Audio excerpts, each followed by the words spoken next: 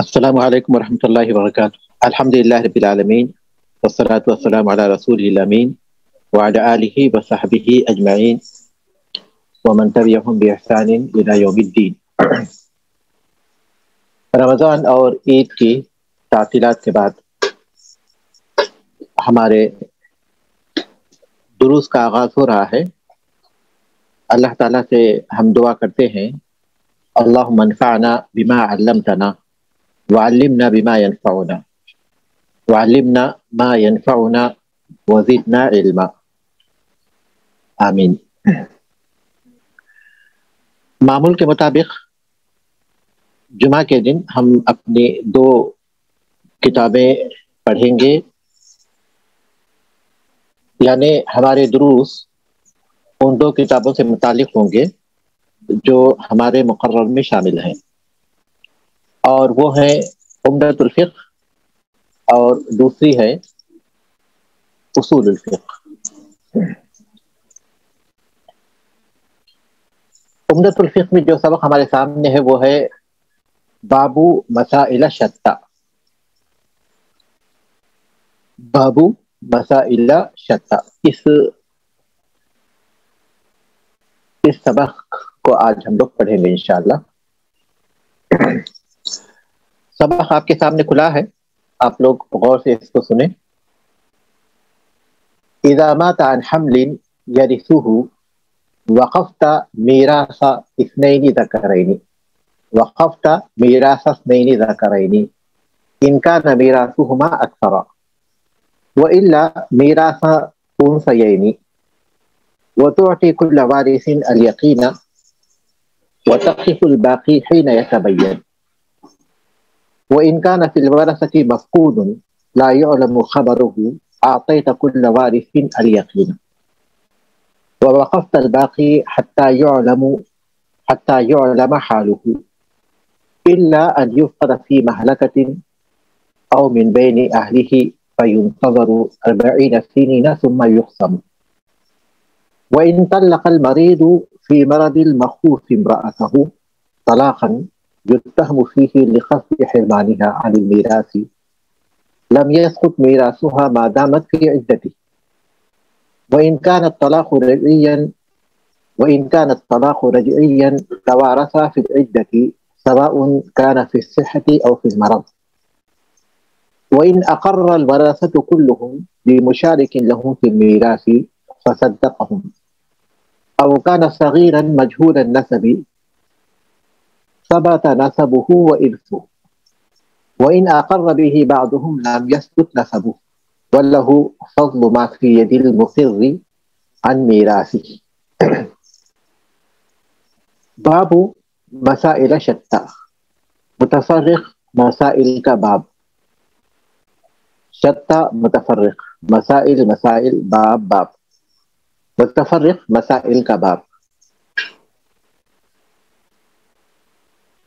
اس باب کے ترجمانی پہلے ہم کریں گے معمول کے مطابق، اس کے بعد پھر اس کی تشریح کریں گے۔ اذا مات عن حمل یرثه،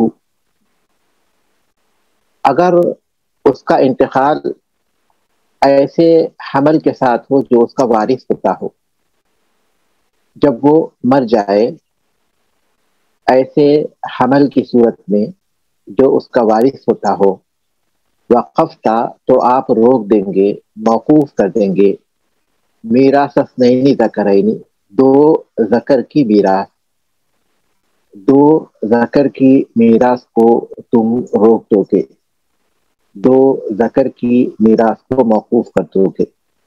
ان کا نہ میراثہما اکثر، اگر ان کی میراث اکثر ہو، دو ذکر کی میراث کو تم موقوف کر دو گے اگر ان کی میراث اکثر ہوتی ہو، یعنی زیادہ ہوتی ہو۔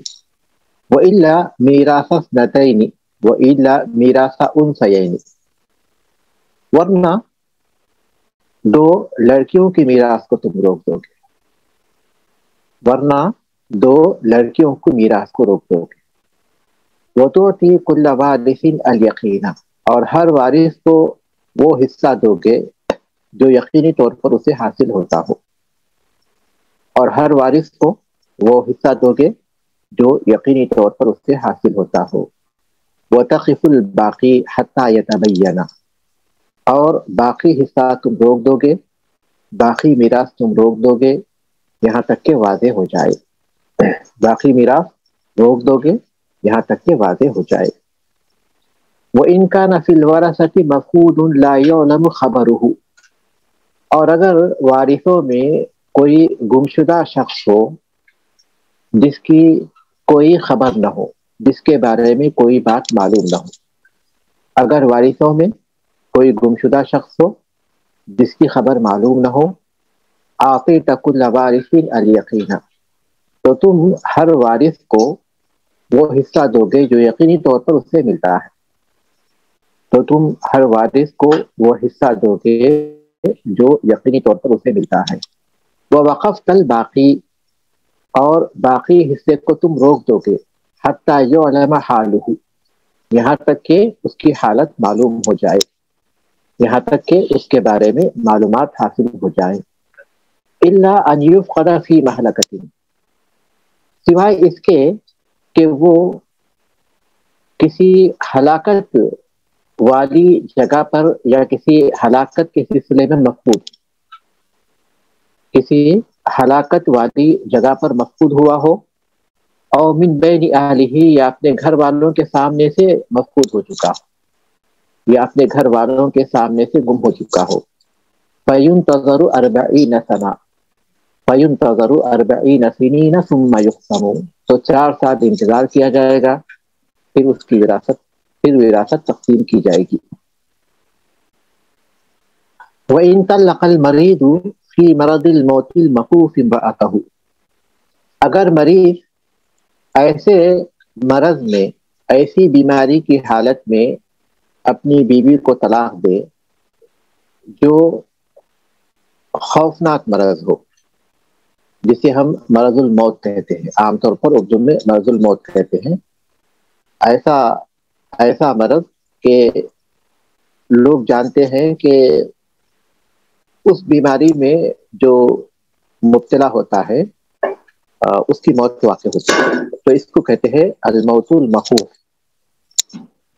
اور ہم لوگ عام طور پر اسے مرض الموت کہتے ہیں. اور اگر مریض ایسی بیماری میں اپنی بیوی کو طلاق دے جو خوفناک بیماری ہو یا مرض الموت ہو،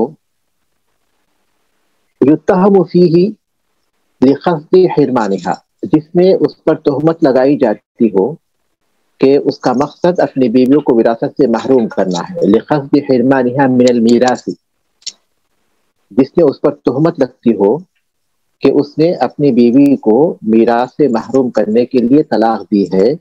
لم یسقط میراثها، تو اس کی میراث ساقط نہیں ہوگی. ما دامت فی عدتہ، جب تک کہ وہ عدت میں ہوگی. وَإِنْ كَانَ الطَّلَاقُ رَجْعِيًّا، اور اگر طلاق رجعی ہو، توارثا، تو وہ دونوں ایک دوسرے کے وارث ہوں گے. فی العدت، عدت کے دوران. سواء كان فی الصحة او فی المرض، چاہے وہ طلاق صحت کی حالت میں ہوئی ہو یا پھر مرض کی حالت میں ہوئی ہو، خواہ وہ صحت کی حالت میں ہوئی ہو یا حالت مرض میں ہوئی ہو.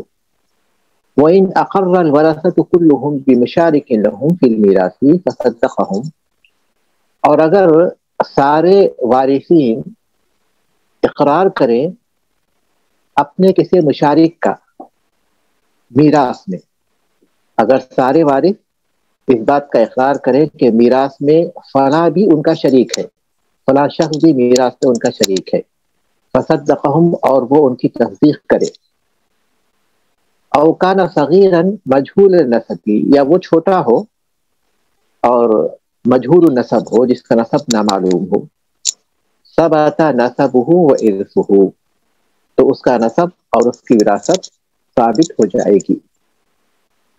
وَإِنْ أَقَرَّ بِهِ بَعْضُهُمْ لَمْ يَثْبُتْ نَسَبُهُ، اور اگر اس بات کا اقرار بعض وارثین کریں تو اس کا نسب ثابت نہیں ہوگا. اور اگر اس بات کا اقرار بعض وارثین کریں تو اس کا نسب ثابت نہیں ہوگا. وَلَهُ فَضْلُ مَا فِي يَدِ الْمُقِرِّ عَنْ مِيرَاثِهِ، اور اس کو اقرار کرنے والے کے پاس جو میراث ہے اس کا باقی حصہ ملے گا، اور اسے وہ حصہ ملے گا جو اقرار کرنے والے کے پاس ہے اس کی میراث کا۔ اب آئیے ہم اس کے شرح کی طرف جاتے ہیں۔ بابو مسائل شتہ، مسائلہ یہ غیر منصرف ہے اس لیے ہم مسائلی نہیں پڑھ رہے ہیں۔ بابو مسائل شتہ، مفاعل اور مفاعیل کے وزن پر جو صیغے ہیں جمع کے تو وہ غیر منصرف ہے۔ بابو مسائل شتہ، مختلف مسائل کا باب۔ شتہ یہ شتیتن کی جمع ہے، شتیتن، شتیتن کی جمع ہے شتہ، جیسے مرضى جمع ہے مریضن کی، مریضن کی جمع جس طرح مرضى ہے اسی طرح شتیتن کی جمع شتہ ہے، اس کے معنی ہے مختلف اور متفرق۔ اللہ تعالیٰ نے فرمایا ان سعیکم لشتیٰ، یقیناً تمہاری کوشش مختلف ہوتی ہے، کوئی نیک اعمال کرتے ہیں، کوئی برے اعمال کرتے ہیں، کوئی اچھے کام کرتے ہیں، کوئی برے کام کرتے ہیں۔ ان سعیکم لشتیٰ، تمہاری محنت، تمہاری کوشش، تمہاری جو مشقت ہوتی ہے وہ متفرق قسم کی ہوتی ہے۔ تحسبهم جميعا وقلوبهم شتى، اللہ تعالیٰ نے ان یہودیوں کے بارے میں فرمایا، بنو نذیر کے یہودیوں کے بارے میں، اور یہ عام ہے تمام کفار کے بارے میں، کہ تم سمجھتے ہو کہ وہ ملے ہوئے ہیں، متفق ہیں، لیکن ان کے دل متفرق ہوتے ہیں۔ تو تحسبهم جميعا وقلوبهم شتى، وہاں بھی شتى اسی معنی میں استعمال ہوا ہے۔ جی آپ کے پاس نا شاید کوئی آواز ہے جو شاید کوئی پین کی ہے یا کوئی سی چابی کی آتی ہے۔ اب وہ آواز تو نہیں آ رہی نا جس کا آپ ذکر کر رہے تھے؟ اب کلیئر ہے۔ تو یہ ہے شتہ کے معنی۔ وراثت کے مسائل میں بعض ایسے مسائل ہیں جن کو مؤلف رحمۃ اللہ علیہ نے اس باب میں جمع کیا ہے۔ تو ہر قسم کے مسائل کے لیے الگ الگ باب باندھنے کے بجائے بعض متفرق مسائل کو انہوں نے ایک باب کے تحت جمع کر دیا ہے۔ ترجمانی سے یا ترجمے سے آپ کے سامنے یہ بات واضح ہو گئی ہوگی کہ اس میں حمل کی میراث کا بیان ہے، مفقود کی میراث کا بیان ہے، اور مرض الموت میں اگر طلاق دے دے تو اس صورت میں اس بیوی کی میراث کا کیا حکم ہوگا وہ یہاں ذکر ہے، یا پھر وارثین اگر اس بات کا اختیار کریں کہ فلاں شخص بھی ان کے ساتھ وراثت میں شریک ہے، ان کا بھائی ہے، تو اس کی میراث کا یہاں بیان ہے۔ تو متفرق مسائل ہیں جو مؤلف رحمۃ اللہ علیہ نے اس میں جمع کیا ہے اور ان کو ایک ساتھ بیان کیا ہے۔ اب اس کو آپ ترتیب وار غور سے سمجھنے کی کوشش کیجیے، اور اسی ترتیب سے ہم پڑھیں گے جس ترتیب سے یہاں کتاب میں موجود ہے۔ اذا مات عن حمل يرثه وقفت میراث اثنین ذکرین، اگر اس شخص کا انتقال ایسے حمل کی صورت میں ہو جائے جو اس کا وارث ہوتا ہو تو تم دو ذکر کی میراث کو موقوف کر دو گے۔ ان کا نہ میراثہما اکثر، اگر ذکر کی میراث، دو ذکر کی میراث اکثر ہوتی ہو، یعنی وہ اکثر حصہ بنتی ہو۔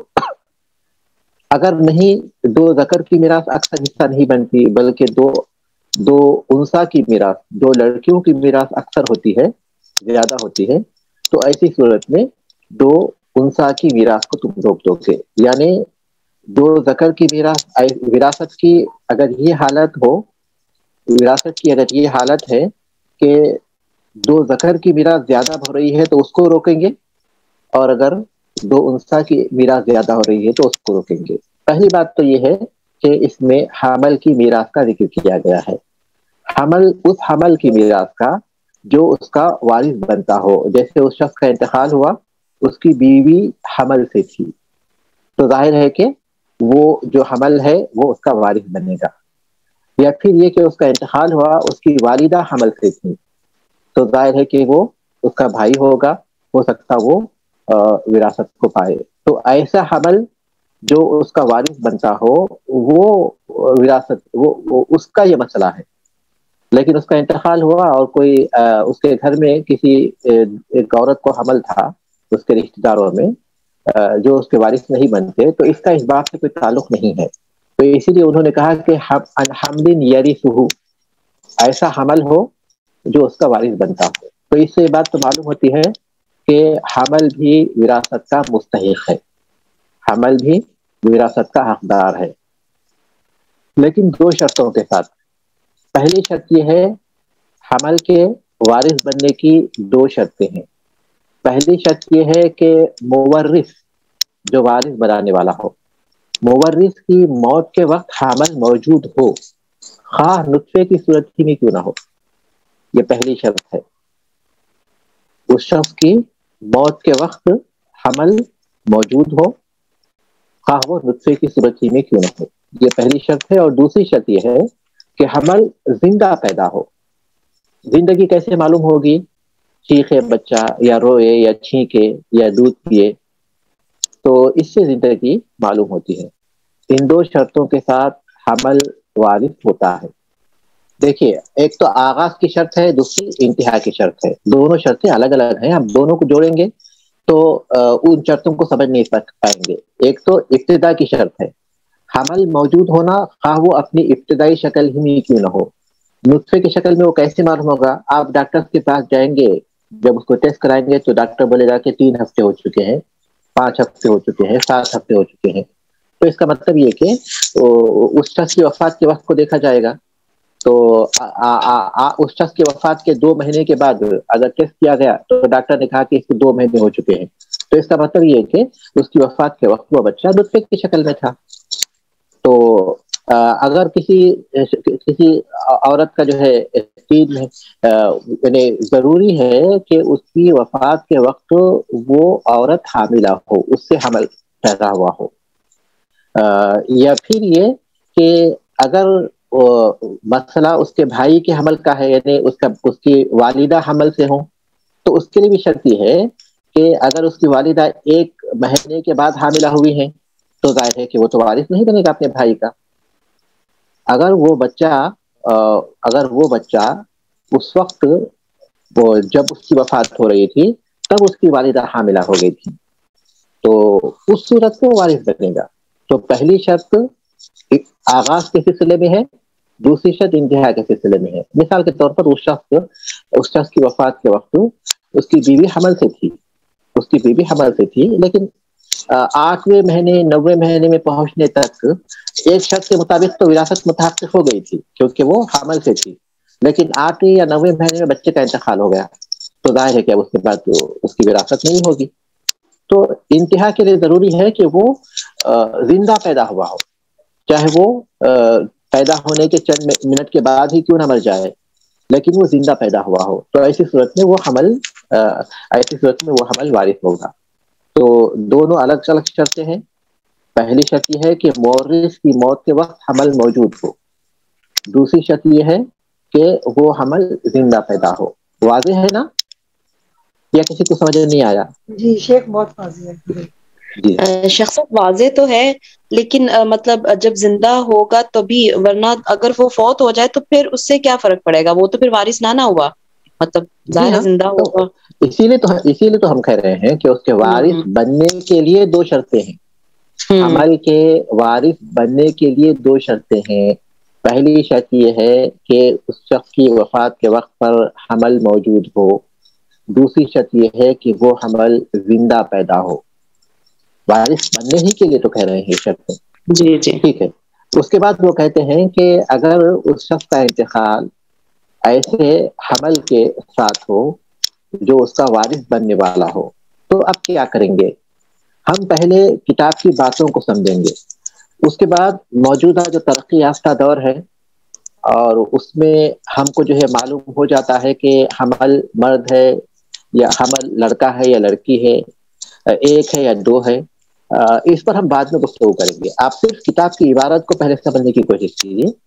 تو مؤلف رحمۃ اللہ علیہ کہتے ہیں کہ جب اس شخص کا انتقال ہو ایسے حمل کے ساتھ جو اس کا وارث بننے والا ہو، تو 2 ذکر کی میراث اگر زیادہ ہوتی ہو ان دوسرے وارثوں کے ساتھ مل کر، تو ایسی صورت میں ہم 2 ذکر کی میراث کو موقوف کر دیں گے، اور اگر 2 انثیٰ کی میراث بڑھتی ہو تو ہم 2 انثیٰ کی میراث کو موقوف کر دیں گے۔ اس میں پہلی بات جو آپ کو سمجھنے کی ہے وہ یہ ہے کہ وارث جب کسی شخص کا انتقال ہو جائے اور اس کے وارثین میں کوئی وارثین میں حمل بھی ہو، اس کے وارث بننے والوں میں حمل بھی ہو، مثال کے طور پر اس شخص کا انتقال ہوا، اس کی بیوی حاملہ تھی، اس کے جو ہے 2 لڑکے اور 1 لڑکی بھی موجود ہے، اس کے 2 لڑکے اور 1 لڑکی بھی موجود ہے اور اس کی بیوی حمل سے ہے، تو اب ظاہر ہے کہ وہ 2 لڑکے 2 لڑکیوں اور اس کی بیوی کے ساتھ وہ حمل بھی وارث بننے والا ہے۔ تو ایسی صورت میں اب ان کے سامنے 2 راستے ہیں، اس کے سامنے 2 راستے ہیں۔ اگر حمل وارث بن رہا ہے تو جو دوسرے وارث بننے والے ہیں ان کے سامنے 2 راستے ہیں۔ پہلا راستہ تو یہ ہے کہ وہ حمل کے ہونے تک انتظار کریں، اور یہ بہتر ہے، حمل ہونے تک انتظار کریں تاکہ بات بالکل واضح ہو جائے، اس کے بعد پھر ان کی وراثت کی تقسیم عمل میں آئے۔ ٹھیک ہے، یہ پہلا راستہ ہے۔ دوسرا راستہ یہ کہ ان وارثوں میں کوئی یہ کہے کہ ہم اپنی وراثت کا حصہ چاہتے ہیں، ہو سکتے ہوں کوئی محتاج ہوں، ضرورت مند ہوں، اور ان کا وہ حق ہے، انہیں روکا نہیں جا سکتا، لہذا اگر وہ کہتے ہیں کہ ہم کو اپنا حصہ چاہیے، تو اس دوسری صورت میں اب اس میراث کی تقسیم کیسے کریں گے؟ تو مؤلف رحمۃ اللہ علیہ کہتے ہیں کہ اس میراث کی تقسیم اس طرح کریں گے کہ حمل کو ہم 2 سمجھیں گے، یعنی 2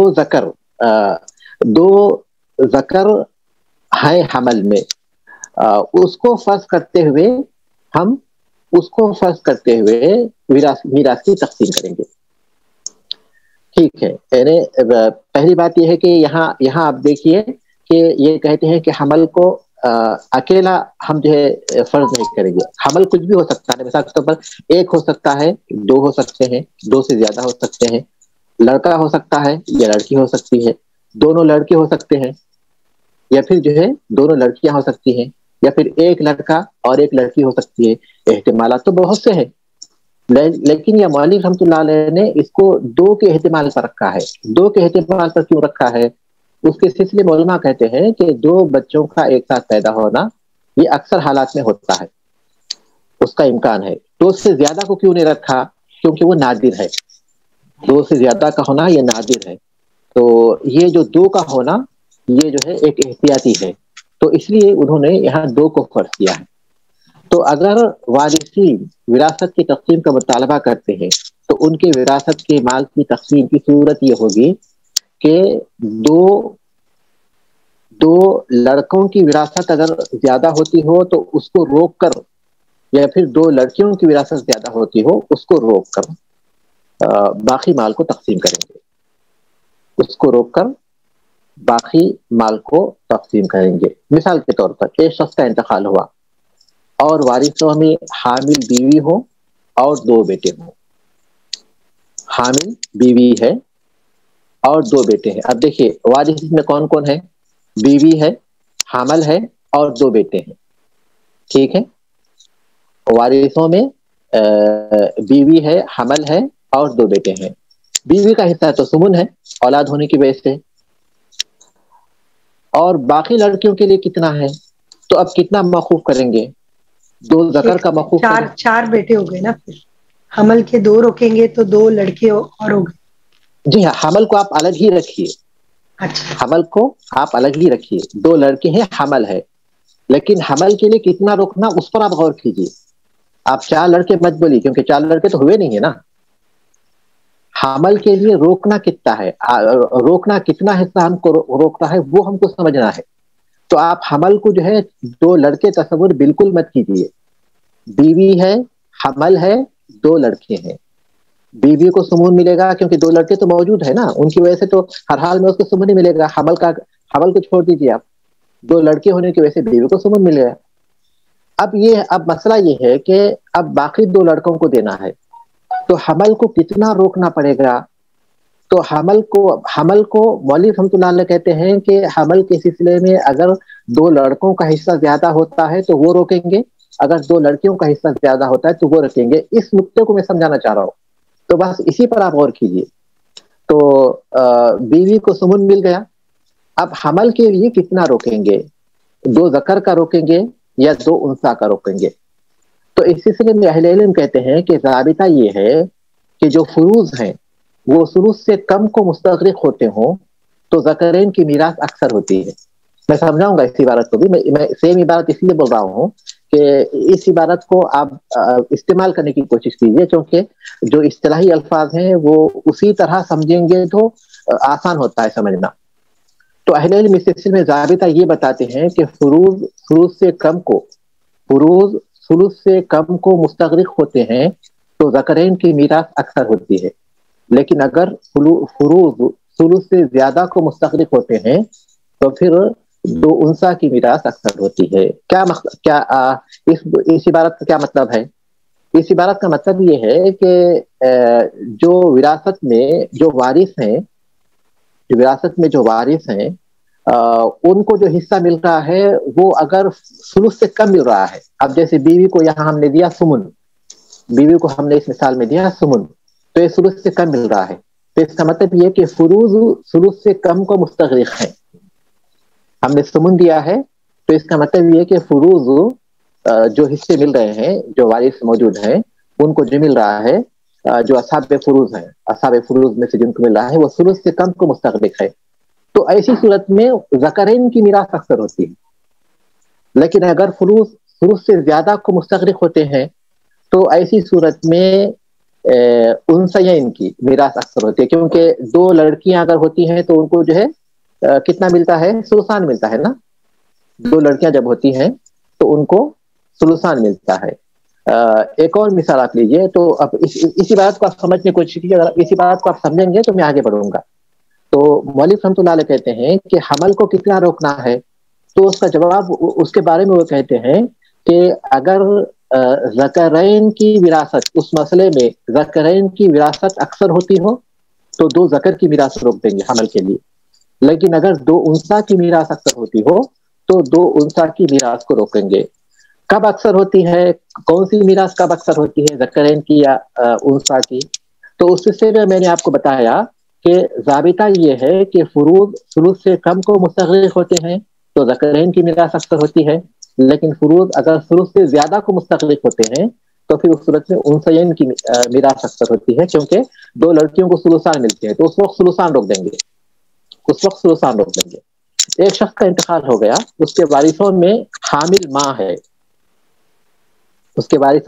ماں ہے, اور چچا ہے.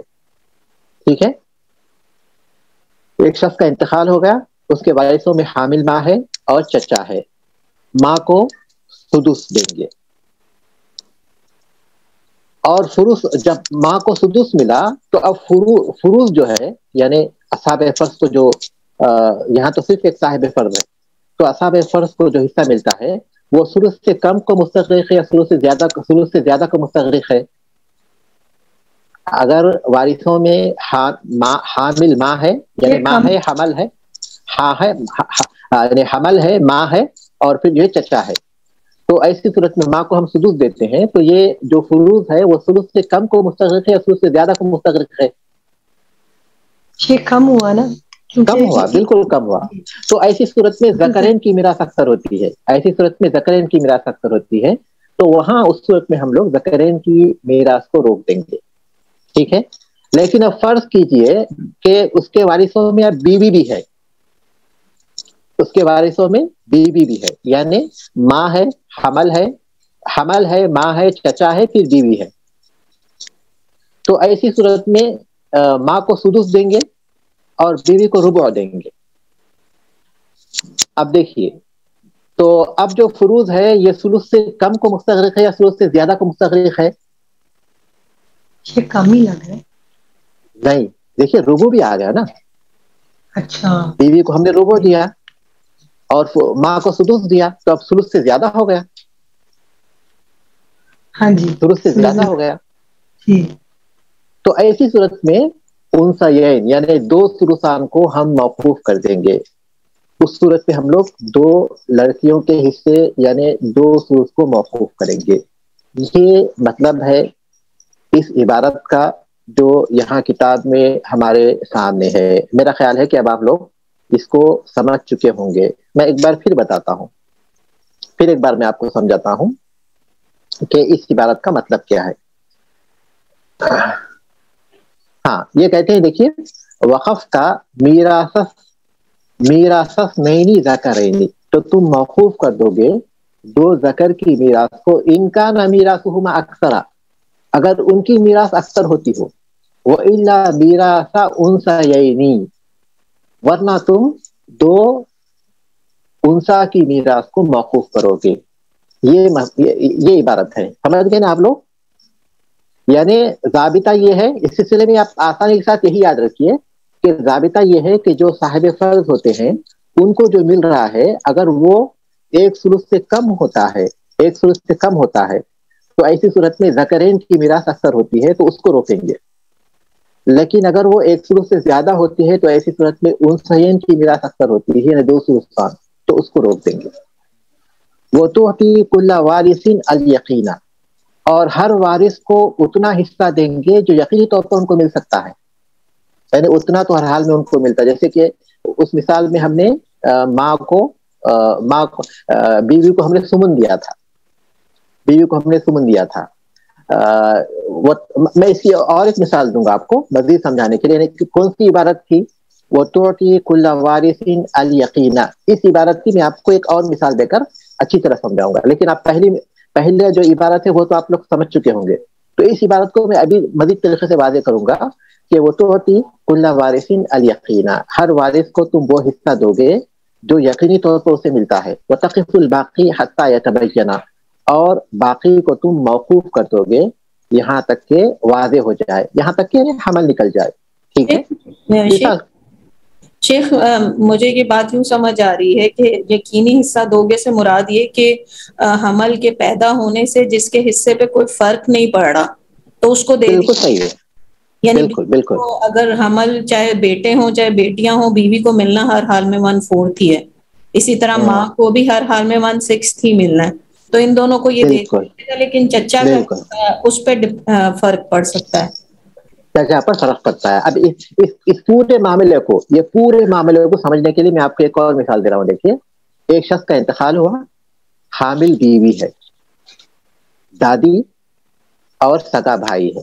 اس مثال کو آپ اچھی طرح سمجھائیے. میرا خیال ہے کہ پوری یہ جو مسائل ہے نا وہ آپ پر واضح ہو جائیں گے, پورے مسائل انشاءاللہ واضح ہو جائیں گے. کیا کہا میں نے؟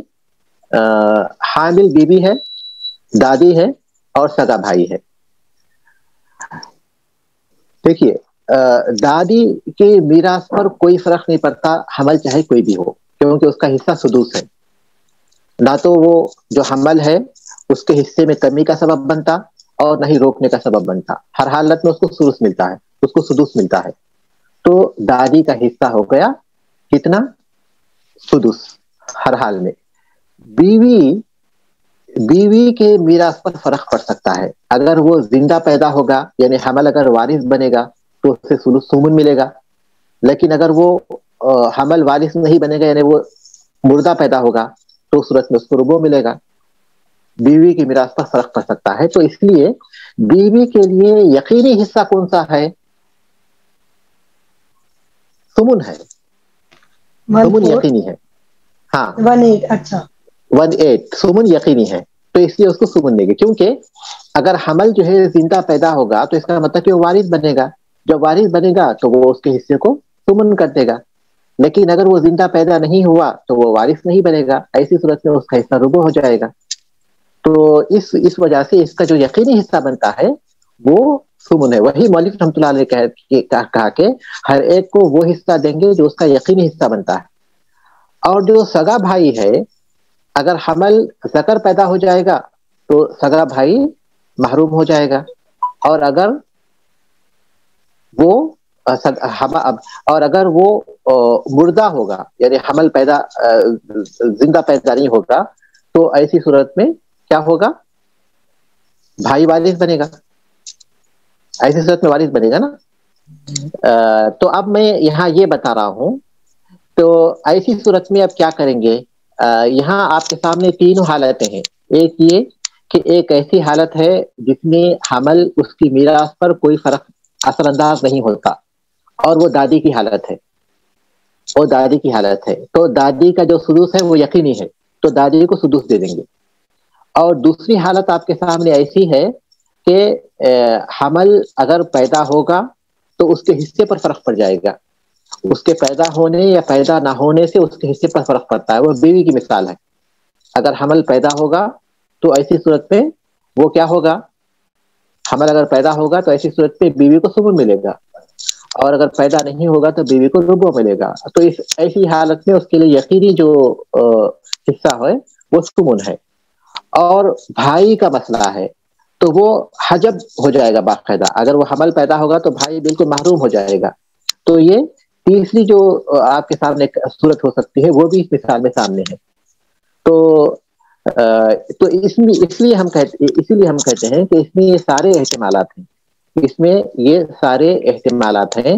تو مولوی رحمۃ اللہ علیہ کہتے ہیں کہ جی شیخ ہم حمل کے لیے دو انثى کا آپ کو میں اس مسئلے میں صرف یہ سمجھا رہا تھا کہ وہ تو کہ کل وارث الیقین، یہ جو عبارت ہے اس کو سمجھنے کے لیے آپ اس مثال کو اپنے سامنے رکھیے. ہر وارث کو وہ حصہ دیں گے جو کہ یقینی ہے.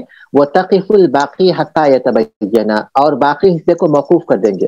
تو اس کا مطلب یہ کہ بیوی کو ہم ثمن دیں گے اور دادی کو سدس دیں گے، باقی حصے کو موقوف کر دیں گے. آپ دیکھیں گے کہ حمل کیا ہوتا ہے. اگر حمل جو ہے ذکر ہوتا ہے تو بھائی تو محروم ہو جائے گا، اور بیوی اور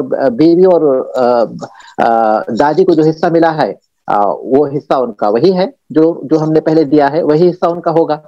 لیکن اگر حمل پیدا نہیں ہوتا ہے تو ایسی صورت میں ہم پھر بیوی کو اس کا ربع کر دیں گے. جو ثمن دیا تھا اس کے بجائے اس کو ربع کر دیں گے اور بھائی کو اسبہ بنا دیں گے. واضح ہے؟ ایک واضح تو ہے، لیکن شیخ کہا تھا کہ حصہ روک دیں گے.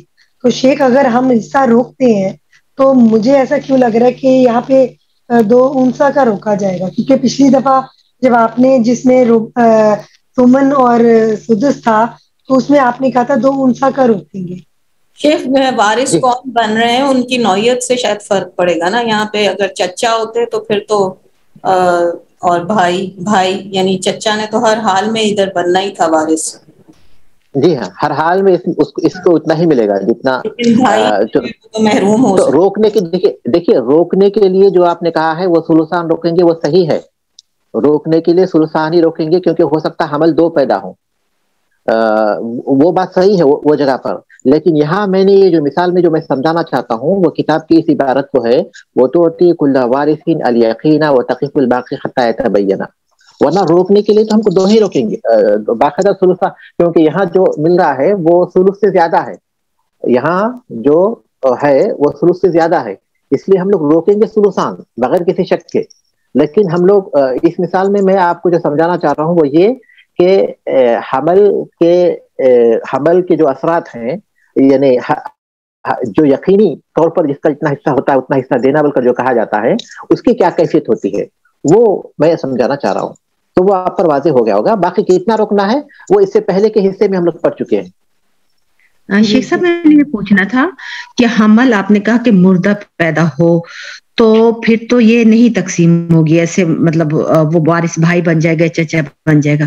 لیکن حمل زندہ پیدا ہو گیا اور وہ چند گھنٹے رہا، چند مہینے یا چند سال، ٹھیک ہے، اس کے بعد تقسیم ڈیفرنٹ ہو جائے گی بلا شبہ، کیونکہ پھر وہ اس کی تقسیم ہوگی. وہ بچہ جو مرا ہے اس کے پیسے، اس کی جو وراثت ہے اس کی تقسیم کی کیفیت ہو جائے گی. اس کے بعد اس کی ماں ہے یا پھر اس کے والد ہیں جو بھی ہیں، کیونکہ وہ اس کا مال ہو گیا. پھر اب جو وراثت تقسیم ہوگی وہ اس کے مال کی حیثیت سے اس کی تقسیم ہوگی، بچے کے مال کے حوالے سے. بچے کے مال کے، جی ہاں، بچے کے مال کے طور پر اس کی تقسیم ہوگی. تو یہاں تک تو واضح ہے انشاءاللہ. جی جی چھوٹی سی عبارت ہے لیکن آپ ان مثالوں کو سامنے رکھ کر اسے سمجھنے کی کوشش کیجیے. آسان ہے انشاءاللہ، ایسی کوئی مشکل چیز نہیں ہے. اس کے بعد آگے کے حصے میں جائیے. وَإِنْ كَانَ فِي الْوَرَثَةِ مَفْقُودٌ لَا يَعْلَمُ خَبَرُهُ، اگر وارثوں میں کوئی مفقود ہو گمشدہ ہو جس کی خبر کا علم نہ ہو. آتے کل وارثین الیقینا، تو ہر وارث کو آپ وہ حصہ دیں گے جو اس کا یقینی حصہ ہے. ووقفت الباقی، اور باقی حصے کو آپ روک دیں گے، باقی حصے کو آپ روک دیں گے. حتی یعلم حالہ، یہاں تک کہ اس کی حالت کے بارے میں معلوم ہو جائے. الا ان یفقد فی مہلکۃ، مگر یہ کہ وہ کسی ایسے چیز میں ہلاک ہوا ہے جس میں ہلاکت ہو جاتی ہے. او من بین اہلہ، یا اپنے گھر والوں کے درمیان سے ہلاک ہوا ہے، یا اپنے گھر والوں کے درمیان سے غائب ہوا ہے. فینتظر 4 سنین ثم یقسم، تو 4 سال انتظار کیے جائیں گے پھر تقسیم کیا جائے گا. یہ مفقود کی وراثت کا باب ہے. مفقود معدوم کو کہتے ہیں جو موجود نہیں ہے. مفقود معدوم کو کہتے ہیں، گمشدہ شخص وہ مفقود ہے. وہ کو الغائب الذی انقطع خبره ولا یدری حیاته من موته، وہ غائب جس کی خبر منقطع ہو چکی ہو اور معلوم نہ ہو کہ وہ زندہ ہے یا مر چکا ہے، اس کو کہتے ہیں مفقود. اصطلاح میں مفقود اس غائب شخص کو کہتے ہیں جس کی خبر منقطع ہو چکی ہو، جس کے بارے میں نہیں جانتے کہ وہ زندہ ہے یا مردہ ہے یا مر چکا ہے، تو اس کو مفقود کہتے ہیں. مفقود کا تعلق وہ 2 چیزوں سے ہے، 2 مسئلوں سے ہے. پہلا مسئلہ اس کی بیوی کی عدت سے ہے، پہلا مسئلہ اس کی بیوی سے ہے، اور دوسرا مسئلہ اس کی وراثت سے ہے، یعنی وہ اس کے وارث بننے سے ہے. اگر کوئی مورث انتقال، مثال کے طور پر اس کے والد کا انتقال ہو گیا، اب اس کے وارث بننے سے مسئلہ ہے، مفقود ہے. یا پھر یہ کہ خود اس کی وراثت سے ہے، اس کو اب کیا فرض کریں گے، مردہ سمجھیں گے یا پھر زندہ سمجھیں گے، تو اس کے مال کی تقسیم کیسے ہوگی. یہ کئی مسائل مفقود کے ساتھ جڑے ہوئے ہیں، مفقود کے ساتھ کئی مسائل جڑے ہوئے ہیں. تو جو آدمی مفقود ہوا ہے اس کی 2 حالتیں ہیں. جو مفقود ہوا ہے اس کی 2 حالتیں ہیں. پہلی حالت یہ ہے کہ اس کے مفقود ہونے کا سبب ایسا سفر ہے جس میں عام طور پر انسان سلامت رہتا ہے. وہ سفر پر نکلا تجارت کی غرض سے، تعلیم کی غرض سے یا زیارت کی غرض سے، اس کے بعد غائب ہو گیا، اس کے بعد وہ گم ہو گیا. لیکن یہ جو سفر ہے عام حالات میں امن کی حالت ہے، کوئی خطرات نہیں ہے، تو ایسی سفر میں امن چونکہ ہوتا ہے، تو اس لیے یہ پہلی صورت ہے جس میں مفقود ایسی حالت میں مفقود ہوا ہے جس میں امن کی حالت ہے. تو اس سلسلے میں اہل علم کہتے ہیں کہ اس شخص کا انتظار کیا جائے گا 90 سال تک، اس کی پیدائش کی تاریخ سے. اس کی پیدائش کی تاریخ، مثال کے طور پر 60 سال کا شخص تھا، غائب ہو گیا اس کے بعد اس طرح کے سفر میں نکل کر، تو گویا مزید اس کو 30 سال انتظار کرنا پڑے گا. بعض کہتے ہیں کہ 70 سال انتظار کرنا پڑے گا، بعض کہتے ہیں کہ 120 سال انتظار کرنا پڑے گا. لیکن ہم اس کو ایک مثال کے طور پر لیتے ہیں کہ اکثر اہل علم کہتے ہیں کہ 90 سال انتظار کرنا پڑے گا. 90 سال کے بعد اس کی بیوی کی عدت ہوگی، اس کے بعد پھر وہ دوسری شادی کر سکے گی، اور پھر اس کی وراثت کی تقسیم ہوگی، یا پھر اس کا جو حصہ ہے اس کا دیا جائے گا، اس کو دیا جائے گا. یہ اس سفر کی بات ہے، یہ اس سفر کی بات ہے جس سے عام طور پر سلامتی ہوتی ہے. دوسرا ایسا سفر ہے جس میں ہلاکت کا امکان زیادہ ہوتا ہے. مثال کے طور پر وہ کسی کشتی میں سوار ہو کر گیا تھا اور وہ سمندر میں ڈوب گئی، کچھ لوگ ہلاک ہوئے، کچھ لوگ بچ گئے، لیکن اس کی کوئی خبر نہیں ہے. اب معلوم نہیں یہ بچ جانے والوں میں ہے یا پھر یہ کہ وہ ڈوب چکا ہے، یا پھر یہ کہ وہ گھر سے نکلا بازار کے لیے، مسجد کے لیے، اس کے بعد مفقود ہو گیا، یا پھر یہ کہ وہ گھر والوں کے درمیان ہی سو رہا تھا، لیکن جب اٹھ کر لوگوں نے دیکھا گھر والوں نے تو وہ موجود نہیں ہے. تو عام حالت ایسی ہے کہ اس میں زیادہ احتمال یہ ہوتا ہے کہ اس میں اس کی ہلاکت ہو چکی ہے.